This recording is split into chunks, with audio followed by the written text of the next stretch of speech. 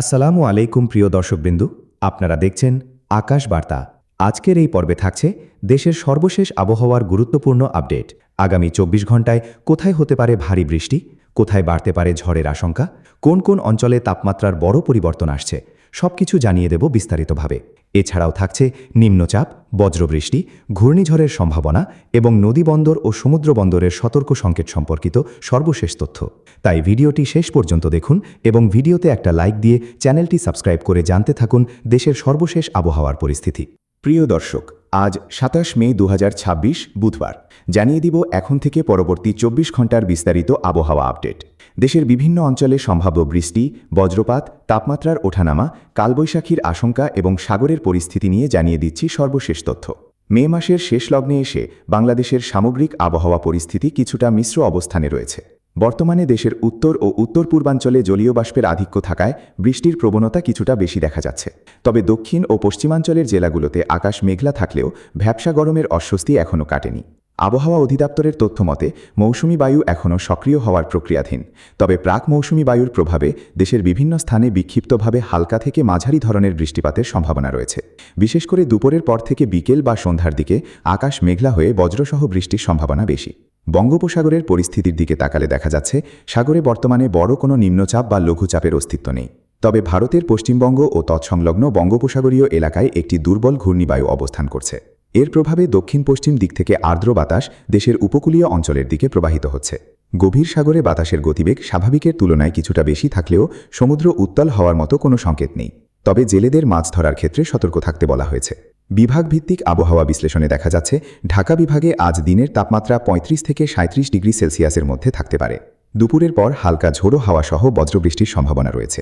চট্টগ্রাম ও বরিশাল বিভাগে তুলনামূলক বেশি আর্দ্রতা বিরাজ করবে, যার ফলে ভ্যাপসা গরম অনুভূত হতে পারে। তবে সিলেট ও ময়মনসিংহ বিভাগে আজ মাঝারি থেকে ভারী বৃষ্টির পূর্বাভাস রয়েছে।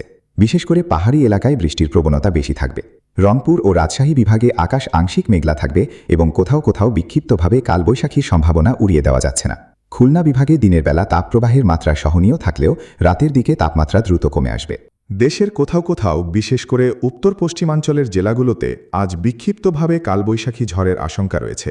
কালবৈশাখীর সময় বাতাসের গতিবেগ ঘণ্টায় ৪০ থেকে ৬০ কিলোমিটার পর্যন্ত হতে পারে। তাই এই অঞ্চলের বাসিন্দাদের বজ্রপাত এবং ঝোড়ো বাতাসের সময় নিরাপদ আশ্রয়ে থাকার পরামর্শ দেয়া হচ্ছে। বিশেষ করে খোলা মাঠ বা গাছের নিচে অবস্থান করা ঝুঁকিপূর্ণ হতে পারে। তীব্র গরমের বিষয়ে বলতে গেলে দেশের দক্ষিণ পশ্চিমাঞ্চলের কিছু জেলায় আজও মৃদু তাপপ্রবাহ বয়ে যাচ্ছে। আর্দ্রতা বেশি থাকার কারণে প্রকৃত তাপমাত্রার চেয়ে অনুভূত তাপমাত্রা কিছুটা বেশি হতে পারে। বাতাসের আর্দ্রতার পরিমাণ বর্তমানে ৭০ থেকে ৮০% আশেপাশে থাকছে, যা অস্বস্তির মূল কারণ। দিনের তাপমাত্রা কিছুটা বেশি থাকলেও সূর্যাস্তের পর তাপমাত্রা দ্রুত হ্রাস পাবে এবং রাতে বেশ স্বস্তিদায়ক আবহাওয়া বিরাজ করবে। উপকূলীয় অঞ্চলের দিকে নজর দিলে দেখা যায় সমুদ্র উপকূলবর্তী জেলাগুলোতে বাতাসের গতিবেগ দক্ষিণ এবং দক্ষিণ পূর্ব দিক থেকে ঘণ্টায় ১০ থেকে ১৫ কিলোমিটার বেগে প্রবাহিত হচ্ছে। সাগর মোটামুটি শান্ত থাকলেও জোয়ারের সময় নিচু এলাকায় পানি বৃদ্ধি পাওয়ার সম্ভাবনা থাকে। তবে বর্তমানে কোনো সমুদ্র বন্দরের জন্য সতর্ক সংকেত নেই। নদী বন্দরগুলোর ক্ষেত্রেও আবহাওয়া স্বাভাবিক রয়েছে। তবে ঝোড়ো হাওয়ার সময় সতর্কতার সাথে নৌযান পরিচালনার নির্দেশ দেওয়া হয়েছে। কৃষকদের জন্য বিশেষ পরামর্শ হচ্ছে, যেহেতু ধান কাটার শেষ মৌসুম এবং শাকসবজির চাষাবাদের সময় চলছে, তাই হঠাৎ বৃষ্টির সম্ভাবনা মাথায় রেখে কৃষিপণ্য দ্রুত নিরাপদ স্থানে সরিয়ে নেওয়ার প্রস্তুতি রাখতে হবে। বজ্রপাত থেকে সুরক্ষায় কৃষকদের মাঠ থেকে দূরে থাকার পরামর্শ দেওয়া হচ্ছে। পাশাপাশি শাকসবজির ক্ষেতে যেন অতিরিক্ত পানি না জমে সেদিকে নজর রাখা জরুরি। আজ ঢাকা মহানগরীতে সূর্যোদয় হয়েছে ভোর ৫টা ১১ এবং সূর্যাস্ত হবে সন্ধ্যা ৬টা ৪০। দিনের দৈর্ঘ্য বাড়ার সাথে সাথে দুপুরের রোদের প্রখরতাও কিছুটা বেশি অনুভূত হচ্ছে।